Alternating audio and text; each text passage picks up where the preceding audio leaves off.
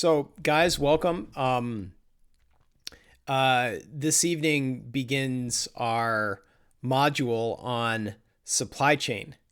And I was spending a good deal of time today kind of compiling some notes that I think are relevant right now for supply chain.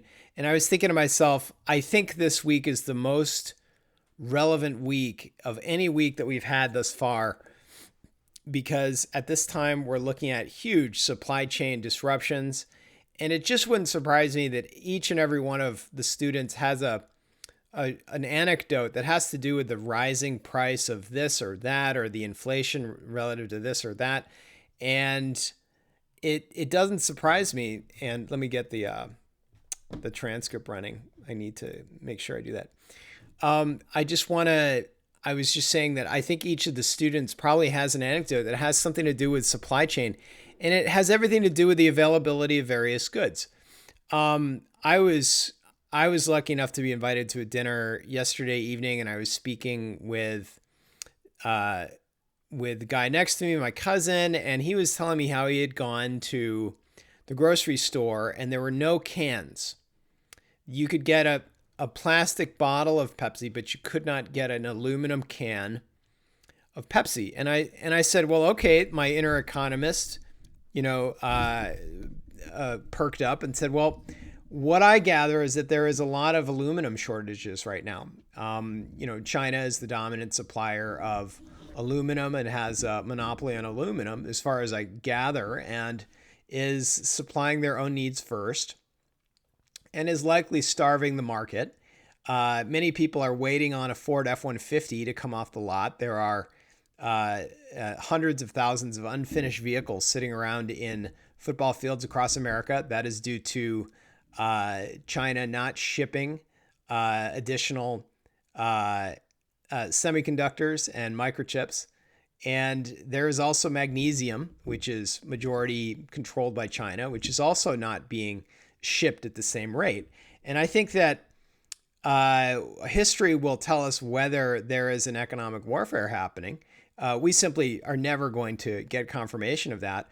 But what we see across the board are slippages in supply chain. So the things that we are used to getting, we are unable to get them at the same rate that they're used to. And when pressed about this, the White House spokesperson indicates that there is a surge in demand, which is absolutely true. And this surge in demand, what I have heard is that there is about a 50% increase in shipping orders currently. And so many of us are familiar with the backlog of ships off of the Long Beach port, which is just, 30, 40 miles away from us.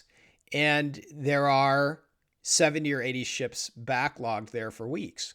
Typically, there's about 15 ships that get rotated through the port, and currently that's just not happening. So, I think that we could debug the supply chain, and we could say, is it the owner of the port? Is it the labor shortage? Is it COVID within? Is it LA County's approach to COVID? Is it vaccination?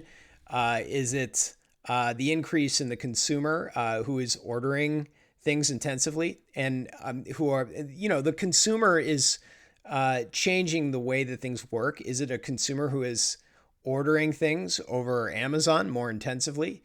Is it simply a red hot retail economy where people are ordering a lot of things? Could it be an economic showdown between ourselves and our newfound rival, China, who is belligerent? As they ramp up a potential war to Taiwan, are they destabilizing the U.S. as best they can? It's very hard for us to know exactly what's going on. What we can say is that it's a very classical component of business history to look at various failures of the supply chain. So let me shift this. Now, if this were 2008, it would be naturally, we would be looking at the showdown between the two great Finnish Nordic uh, cell phone providers. Now, I think if some of you are old enough, you might have had a Nokia phone or an Ericsson phone. In many ways, these are the phones that define the mobile era. These are pre-iPhone. Now, this is a world without Android. This is a world without iPhones. It's a world where Apple is a seldom discussed PC maker who has a tiny share of PC revenue and is making the iPod. It's a very different world. This is 2008. What takes place is there is a very fierce competition amongst the Finnish telecom device providers. There is Ericsson and then there is Nokia. Ericsson is rated by consumers as a more elaborate, more luxurious device. Nokia is seen as the every person's phone. It's the world's cell phone. But what they do very well is deliver a Finnish supply chain to the point where they can supply the world with cell phones, with LTE based phones. It's a minor miracle. I know myself, I had gone through several iterations of flip phones and Motorola phones, and I would have Trios, I would have Blackberries, and I went through a whole litany of phones. Then suddenly 2010 came along, and none of us were talking about these companies. Everyone was backlogged evaluating the iPhone. And that was the beginning of the world that we know it. But a story that is not spoken of very much is the fact that there was a fire within a microchip plant that ended up starving Ericsson for supply. And so it was a Dutch Philips electronics plant, I believe in Minneapolis, that was responsible for the chips. There was an accidental fire there. Ericsson had come to depend exclusively upon the chips as supplied by Philips. And so they had a relationship that was so intrinsic that when the fire took place, Philips was unable to deliver the chips, and Ericsson was simply unable to get their phones out. Nokia in 2008 overtook Ericsson in a dramatic way because Nokia had developed relationships in Japan and with other suppliers who were able to make up the difference. So the situation is very similar to what we're experiencing right now, where there is a shortage of chips. There are catastrophes. For example, China is experiencing energy shortages. We have a world that is, frankly, undergoing a lot of power outages, as we are transitioning to separate alternative energy sources. Alternative energy is not as consistent. California's energy is extremely costly. China is trying very hard to reach climate targets. They are starving many of the industrial fabs in China for power.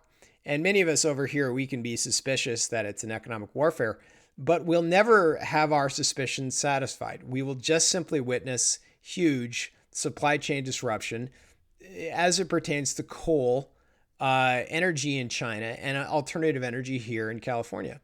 And also alt energy in Texas, where there's an alternative grid that has a lot of nuclear, and it's a post-carbon power grid. And frankly, it is a buggy power grid. So the fire that impacted Ericsson debilitated Ericsson, and it paved the way for Nokia to partner with Microsoft. And in that year, Microsoft was claiming that their partnership with Nokia would facilitate Nokia becoming the world's largest cell phone provider. Imagine a juggernaut where Nokia and Microsoft got together. What is so interesting is that nowadays, everyone has forgotten the fact that Microsoft had partnered with Nokia and had made the effort to combine efforts. It's interesting because we have very little from Microsoft in the realm of mobile phones. Now, Microsoft has recently become a $2 trillion company, but they have very little revenue vis-a-vis telephones. I think Apple beat Microsoft to becoming a $2 trillion company, but Microsoft is very focused. Apple rather is very focused around the iPhone. I think the iPhone makes up for well over 50% of revenues, and the iPhone is an unmistakable landmark of popular culture.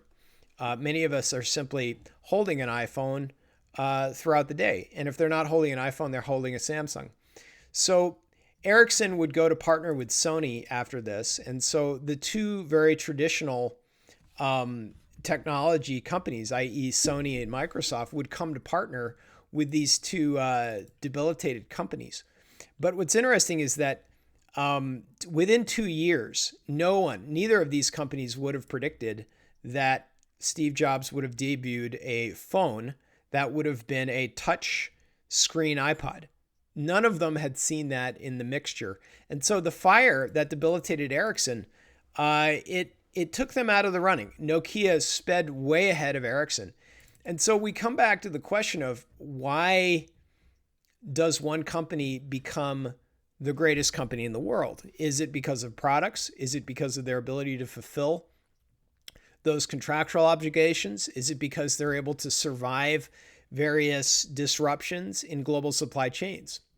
It's kind of a great question. What we do know is that Apple is the world's most valuable publicly traded company, and they arguably have the world's best managed, best maintained supply chain. It's very interesting. Apple is a company that is managed by a master of supply chain, that is Tim Cook. I think that there's a cult of personality surrounding Steve Jobs, but there's not a cult of personality surrounding Tim Cook. Perhaps those of us here at Cal Poly should study the story of Tim Cook, a person who has a very similar academic background as yourselves. He had a undergraduate degree in industrial engineering from Auburn University, and then did an MBA at Duke Fuqua, had a world-class business school education. But his background, his professional background, was supply chain for the computer industry.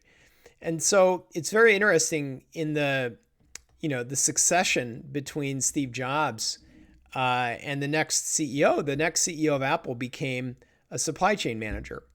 The next CEO of Apple was not the mercurial, temperamental,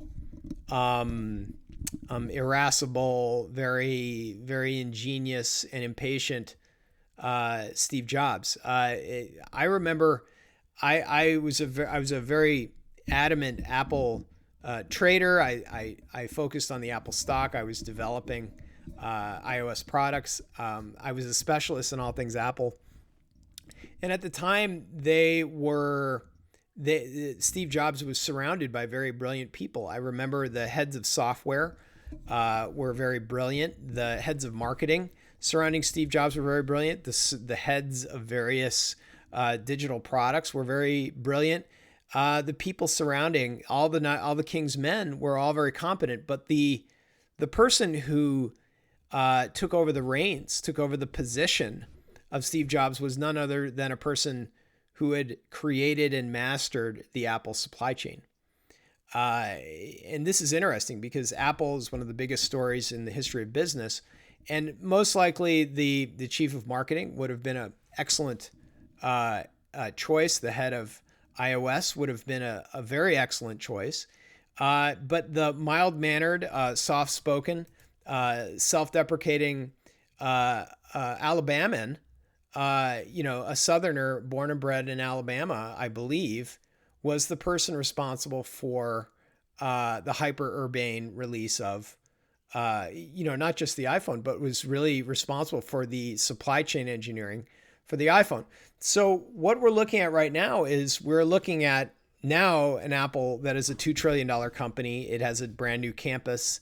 Apple is kind of the company that defines modern living, be it the Apple Watch or the iCloud with all of its privacy, the privacy, I would say privacy complaints. Apple is on the cutting edge of what we consider to be modern culture.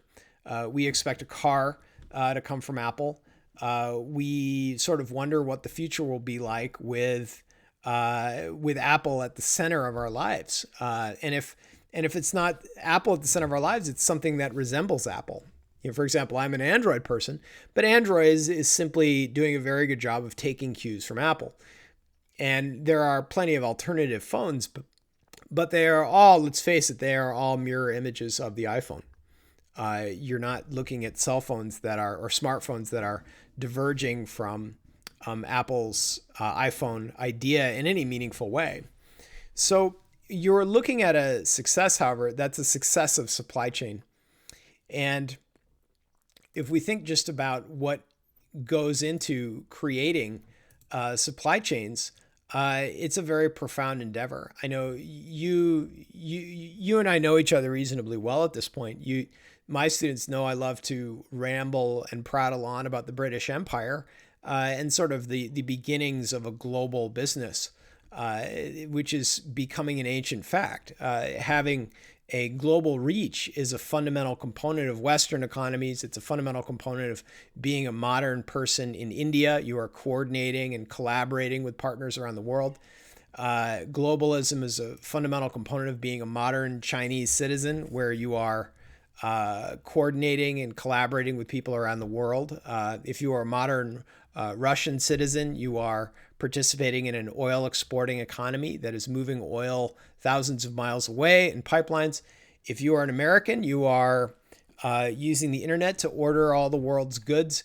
This global society is kind of like a British maritime, a Dutch East India Company on steroids, a 24/7 digitized version of this global shipping endeavor. And so I think when we look at the brands that we savor the most, and this evening I just randomly chose Samsung. I think Samsung is a company that I had. Let me bring up Samsung's supply chain list.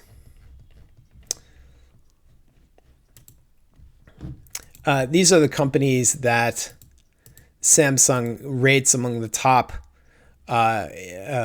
supply chain components. Oh, did I see somebody from Detroit?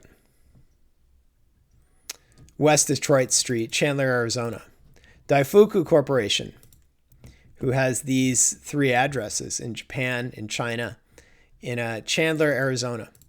It's fascinating how Arizona is a hotbed of chip technology. These are the partners that Samsung depends upon for your Galaxies, for your washing machines, for your dryers, for your digital vacuums.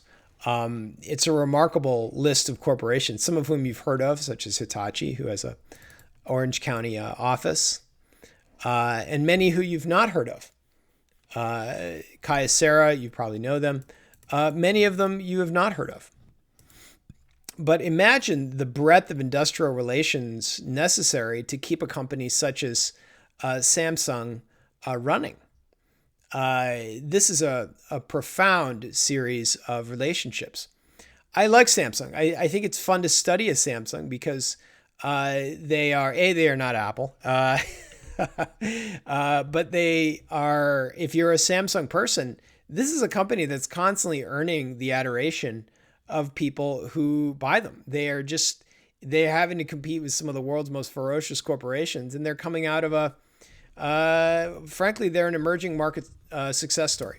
I think many of us take South Korea for granted, but I think in the 80s, South Korea was not where it was right now. South Korea was an emerging nation. So I think if you are a Ghana, or you are in Estonia, or if you are a Tajikistan, or you are a Turkey, you are looking over at South Korea and saying this is probably the paradigm for high-skilled technological emerging markets. So I think between Taiwan and South Korea, America is extremely integrated into these two places. So I wanted to lay this story out for what it is so that we can approach the idea of supply chain as the absolute necessary component for delivering the things that you and I adore: the cars, the smartphones, the tablets, the TVs, the kind of things that you and I really depend upon for our modern culture are very global products. I love looking at this list because in order for us to have the things that we depend upon, we are grouping together whoever builds whatever piece the best. Very interesting. I'm sure if we were to look at the list of suppliers for the automotive industry, it would be several times larger than this. So if we begin the discussion about information systems, we really have to think about the intellectual problem itself. The knowledge problem is what we use to frame the supply chain system. And these are the major suppliers for Apple. You have Foxconn, where you have assembly, where you have the devices that are being assembled. Foxconn is a profound place. It's at the heart of the Shenzhen economic development zone in China. And there are hundreds of thousands of people working there to produce the bevy of modern things. What's interesting is Foxconn is really the mothership of modern electronics. If you are Apple, you are having many of the Apple devices made there. In many ways, this is the Tim Cook era, where in order to be a $2 trillion company, there has to be some overseas, some offshore integration. Wistron, circuit boards, Pegatron. This is a huge assembler. 17 locations, include 12 sites in China, along with sites in the Czech Republic, Singapore, Korea.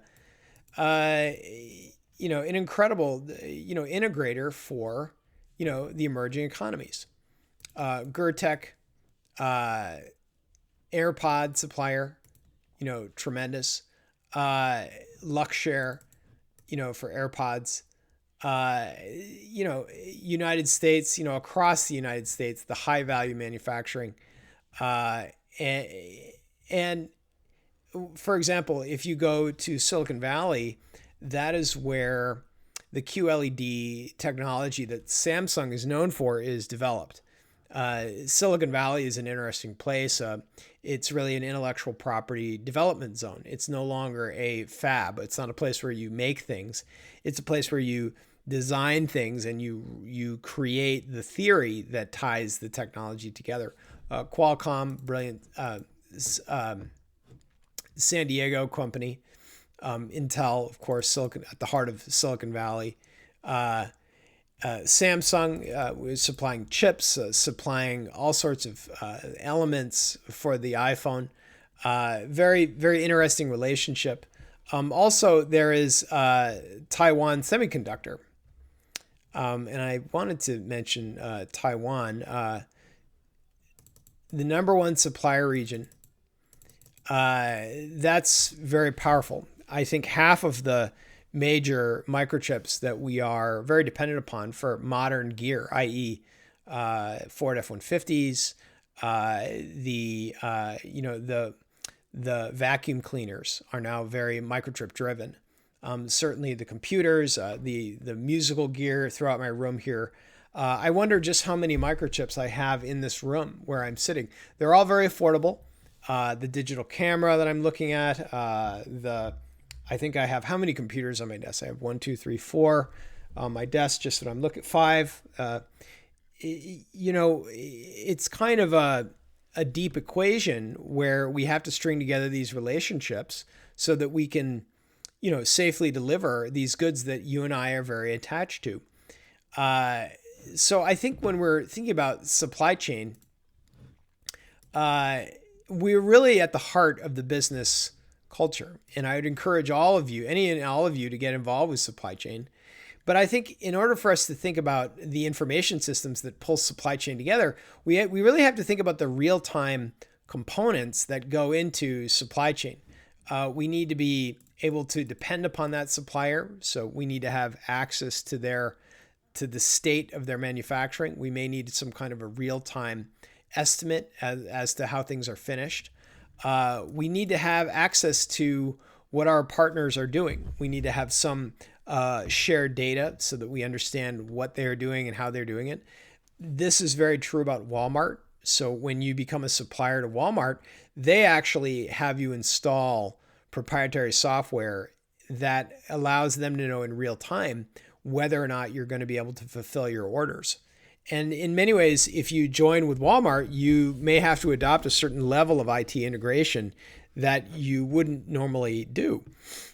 And this is simply part and parcel, part of the contractual component of working for Walmart is being able to guarantee via information systems that you're able to deliver certain things. And I would expect for Apple, with the high caliber supply chain that they have, to have the same kind of real-time integration where as the iPhone is being created, the folks over in Silicon Valley have some kind of secure VPN publication. They have the ability to look at the data that's coming off of the supply chain itself. There may need to be some kind of proof of humane conditions. There's probably some kind of audit that has to take place. There probably has to be a safety audit so that safety is equivalent to productivity, because simply you are, if somebody gets hurt, then the entire supply chain could be thrown off. If somebody throws their back out carrying a package over here in California, they may lose productivity on that part of the distribution center. Or if a young person, stubs their toe in Shenzhen, China, and that supply chain is slowed down, I imagine that that's a perilous experience. Not just for the person who stubs his or her toe, but for the manager who has to imagine the ramifications of a slowdown in production, which is, it's the greatest sin of our era. Also materials that, are coming from, the far off corners of our economy. The Afghanistans of the world are where we have our lithium, where we have the most important materials that we depend upon. So if you can imagine the intellectual complexity of the supply chain, I think that you can imagine what it's required in order to do supply chain management systems. To me, I think what's important is the supply chain system will simply answer whatever intellectual question your managerial team is facing. So for example, if there is a change in the credit rating of one of the members of your supply chain, i.e. they are facing a foreclosure or their credit rating has changed, probably we need to know that in real time. There needs to be some disclosure. If there are workplace safety issues, probably people need to know about that. It's very humiliating for the Nikes of the world to have to admit to the Americans that they rely upon highly exploitive labor. That's always been humiliating for Nike, even though every manufactured thing probably has some degree of exploitation. And that is something that we as Americans we don't really like to think about that. We kind of outsource or offshore our ethical problems. That's part of our culture at this point, and I'm not sure how we resolve that. I think the current millennial generation wants very badly to disavow any connection to any kind of unethical supply chain. I think young people very much want to be divorced from a supply chain full of ethical problems. I do not have an answer to that. Maybe you guys will figure out something better. But the stories of, factories falling apart with people in them, this is something that makes its way back and impacts brands. So the safety of workers, that may be an important component. The auditability or the real-time safety of workers, that's something that we are forced to contend with. Technology or the security of patents and R&D. Typically, if you have something made in China, you surrender the intellectual property. The communist government will require that as a component of doing business there. And the Chinese do not respect intellectual property. So the moment that you begin to manufacture something there, then you should expect that they will come up with a copy, a rendition of what you have made. and that's an assumption. It's very interesting, but our corporate management here has been more than happy to make that deal. There's quality. There's a notion of what is the quality of things that are made. If you are Apple, you are in Silicon Valley. You are in Cupertino, California, and you are waiting for the iPhone to arrive. And so you're hoping that the quality of that thing has been tested. And so if you are a Tim Cook, you are needing to monitor the quality. You have to design a test so that your objects are created with a certain caliber, and then you have to audit and verify that the quality has been rendered. This is quite a trust relationship that the Apples of the world have to make with the Foxconns of the world. Things have to be delivered on time. Apple, from what I understand, has about a 6-day cycle of producing something, and then moving it through the supply chain all the way into sale. And that includes, I think, putting things on planes, having them flown into places like Ontario or LAX, and unpacking thousands of laptops, and then selling them through an e-commerce channel. As far as we know, and I don't know this because Apple is very protective of their IP, Apple may well secure the sales for things via e-commerce and just simply put them into planes for there to be shipped to various venues around the world, right from China. And then, of course, there is the change in cost. And in many ways, this is the final idea that I want to impart. The real reason why there was transition between the Dutch East India Company, again, going back to history, there was a transition between the Dutch, Portuguese, British, East India companies where they were actively shipping, but it was very frequent for members of those East India companies to go out of business and to lose on their investments simply because it would take, they would buy something in India, they would take delivery of something in India, and then it would take months in order to move that item, be it spice or what have you, back to the purchasing country. And then the rate of that thing may have changed. And so by the time that you finish the voyage, the actual value of that thing may have plummeted. There may have been more timber that arrived at the ports of London than you're aware of. And the timber that you sought in Virginia might have been, the value of that might be 15%, 20% less. And so the ability to ascertain the price that you had intended may not be possible. So after all of the expenses of the East India operations, many of those operations went out of business. And what happened was, frankly, the British were able to pick up the pieces and more effectively control the different global nodes that were involved in the high value shipping, be it oil from the Arabias, from the Middle Eastern countries, or it would have been spices from North Africa, or spices from India. These are extremely valuable. Or frankly, opium from the Hindu Kush. These are all historic components. Opium was the modern pharmaceutical industries, Bayer, etc., were all built upon the refinement of opium into painkillers. That is in itself the beginning of modern pharmaceutical history, ugly as it is. But that is a very important facet of many of the early American fortunes. The great Eastern families were opium importers, and they were managing the flow of opium. This is an unfortunate but very actual piece of human history. So that's just an example. Opium was flowing around the world the same way that cardamom or cinnamon or timber or oil was. This is just the way that the ancient economy worked. And so the British Empire prevailed after many of the Dutch East India industries failed. So there was a transition from many National East India Company ventures, i.e., Genoese shippers, American shippers, Dutch shippers, Portuguese shippers.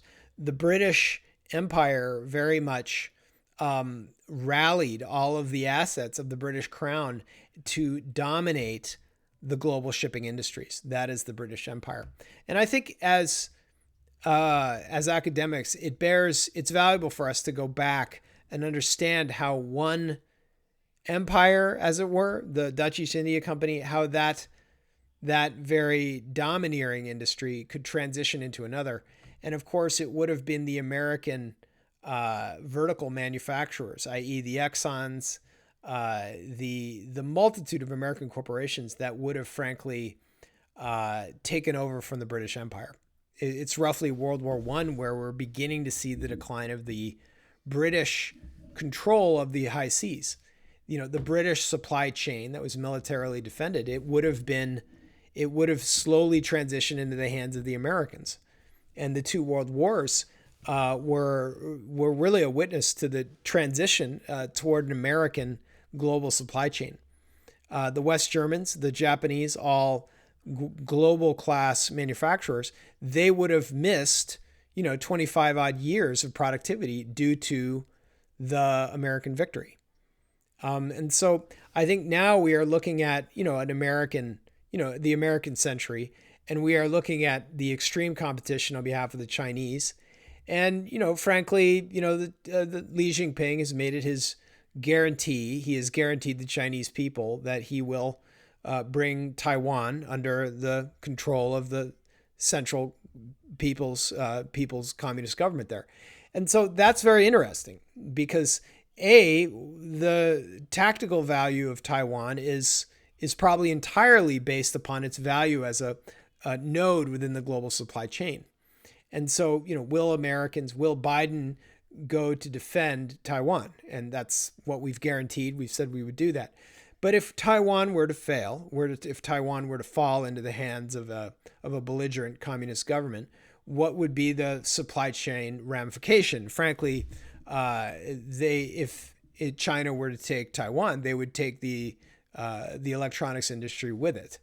And so that's we're at a very interesting moment where are we at a transition from one empire to another? Or will the Americans take the path of the British and relinquish, succumb to competition? Will global capital side with the Chinese vis-a-vis its classical alliance with the Americans and their Exxons, their Standard Oils, their Apples, their vertically integrated global supply chain corporate endeavors? So in terms of cost, we have to be better at supply chain than the Dutch East India Company. We have to be able to do what prior global supply chains have failed to do, which is to guarantee prices ahead of time. It's to accept payment for something before we deliver it. That's an implicit component of supply chain. This is just me looking through Samsung's supply chain publication. And I think now, corporations are trying very hard to prove to the outside world that they are nice people and they're doing a good job. So be prepared for that. All for the good. The responsible sourcing, right?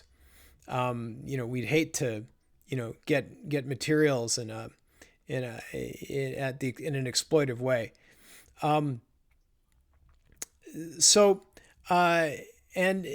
For us to think about Taiwan, it's very, it's right on the heels of us considering the importance of Afghanistan. Afghanistan rose to become a globally respected place under the protection of American service members. I understand that many Americans feel that we lost Afghanistan, and I feel that we need to communicate very clearly with our veterans that they created an Afghanistan that is providing the world with sustainable raw materials. Afghanistan was not a resource country before the Americans' arrival, and though we had a war, by the close of the war and the arrival of the Afghan government, Afghanistan had arisen as a proper resource extractive economy. And so I think it's our media has not done a very good job of talking about where Afghanistan has gone from a very undeveloped, very primordial, very tribal world, a very ancient place, to being a modern place where there are highways and there are airports and there is mineral extraction and things like lithium. We simply could not have a Tesla if we did not have Afghanistan. If we didn't have Afghanistan, you know what I mean. If we did not have a modern Afghanistan, exporting and participating in a global supply chain. So I thoroughly reject the idea that we lost Afghanistan. I sense that Afghanistan emerged as a triumph of a place where they could simply participate in a global supply chain.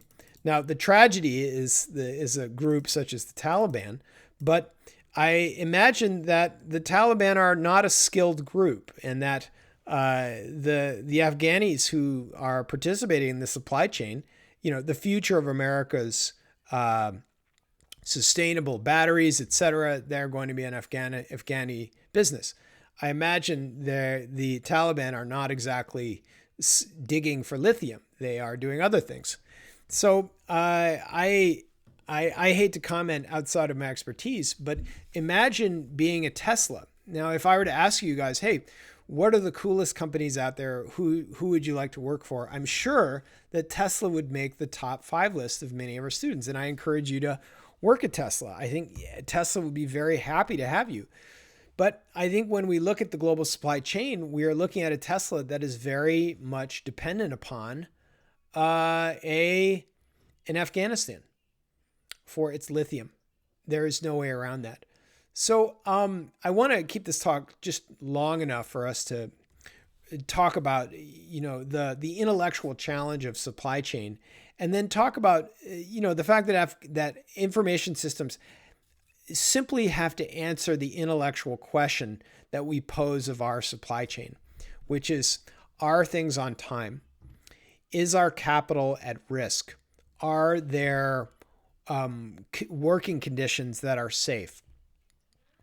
Are there ESG conditions? Are there environmental conditions that are appropriate? Are there cost conditions? Can we continue to afford? And how safe is our capital when we are putting it through these foreign supply chains? The Chinese are probably the best in the world, are some of the most famous for being responsible members of the supply chain. And it's to their credit that they have this place in the world. I sense that the inside of the ESG world, there is no place for an exploitive China. I think this week the COP26 is the climate change convention where the Western leaders are getting together, and the notable absences, China, Russia, are not there. They're refusing to come. It's going to be something that we will have to contend with. Is our supply chain? Are we knowingly funding a unsustainable supply chain? These are questions. I don't have the answers to these, but it does not surprise me that the younger generation are going to be tasked with implementing supply chain systems that not only manage the risk associated with offshore manufacturing, but also are going to manage the potential environmental compliance, social compliance that we may expect. And it's simply the ESG culture is going to be pushing China to literally offshore its own operations. If you can imagine a China that is asking for Africa to handle its industry, you are dealing with reality. Simply, China will be integrating the rest of the developing world in many ways. And this is something I look at in my own commodities trading, is the fact that China is donating twice the amount of aid money to developing countries as the United States right now. And our traditional role is we have traditionally shepherded many emerging nations in terms of Afghanistan, great example, creating infrastructure, creating hospitals, creating schooling. Traditionally, the West is loaning out money for that to take place. Now, China is also in that business. And in doing so, they will simply deepen their own relationships overseas. So, we have a very, very, very real rival out there in the shape of the Chinese, who are not only manufacturing and producing goods, but they are also managing the economic development on behalf of supply chains that they are creating to support their own manufacturing. Frankly, China is also an ESG country where they are trying also to create sustainable power sources. They are trying very hard to green their living spaces. The Chinese have remarkable pollution. And frankly, other nations such as ours, the British, have also dealt with the inherent pollution to industrialization. There are entire communities, entire regions in China where young men come of working age and are simply unable to work because their health is so poor. The Chinese simply have very wide-scale, atrocious living conditions, and they're going to have to manage that for their own good. They will perhaps become a component of our ESG supply chain simply because we may become morally obligated to enforce those things. And in so doing, they may need to say, yes, we are not putting our workers at risk. Yes, we are trying hard to reduce carbon emission. It's interesting how normal people like myself have had to look at the greening of the economy and say, well, that's fine for us to talk about that. California, it's an atrociously anti-green place with its air pollution and lack of sustainable power. California is probably the last place in America that will go green. We would prefer to create national monuments and deserts than put a solar power there. We are an oil state here in California, and defensively so. We are anti-public transportation. We are pro-car. We are the least green state. Those of us, especially people my age who have come of age, we are not used to taking green or sustainable goals seriously because we are used to seeing, the beautiful California environment trashed pretty much without much regard. And so what we are seeing now with this younger generation is, and these big foundations, that it is very serious business. The greening of the economy is a very real thing. The taking of traditional quote unquote dirty power is a very real thing. And it's probably not a mystery that we have, car lots are virtually empty right now of the traditional emissive cars. I've been shopping for cars, and I've found that it's very hard to go to a car lot that is not empty at this point. We're at a very interesting inflection point as we change the demands that we are putting on the economy, i.e. for good treatment of workers overseas, for sustainable technologies here, post-carbon technologies here, and the questions that we're going to ask of our supply chain. And the truth of it is the ESG, the greening of the supply chain, the greening of the modern economy, that is going to be a digital exercise. We simply will ask for there to be ESG scoring. We are going to ask for our supply chains to answer the question, are people being treated properly in these places? That is the G and the S component of, mostly the S component of ESG. So anyway, I'm going to wrap this up, but more by asking questions, by saying the business of supply chain in these fascinating organizations has everything to do with the intellectual questions that we are asking. How quickly can we get things done? What is the best way that we can get something to market? How can we answer questions about the manufacturing of things and about the safeguarding of IP? How can we answer questions about the potential profitability of things? And one thing we're going to talk about next lecture is what is happening in the picture of the customer. Last week, we were talking about ERP and combining the financial, the production, the manufacturing, the supply chain, and putting that into one single system that we can ask questions of the system. How well is our business working? But the one component of the system that we haven't gone through yet is what is happening with the customer. And I like this picture of the Apple Store. This is kind of remember the Apple Store? It's a place where we went inside to go for computers. I don't know if they're open again. But that is in the days where malls were open.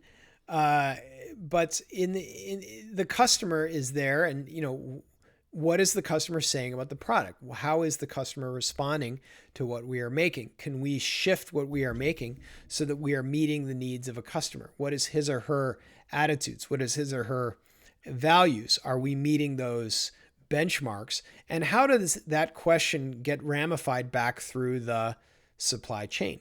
Is the customer able to customize his or her goods? Are they able to get it in a timely way? Are they able to get it at the price that they guaranteed?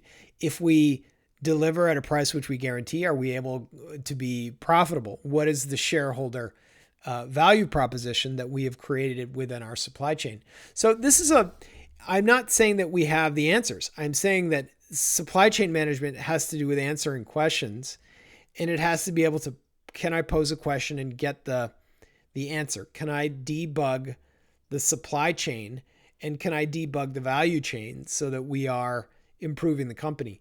These are the kind of questions that get asked at a Tim Cook grade organization. So very good. Thank you.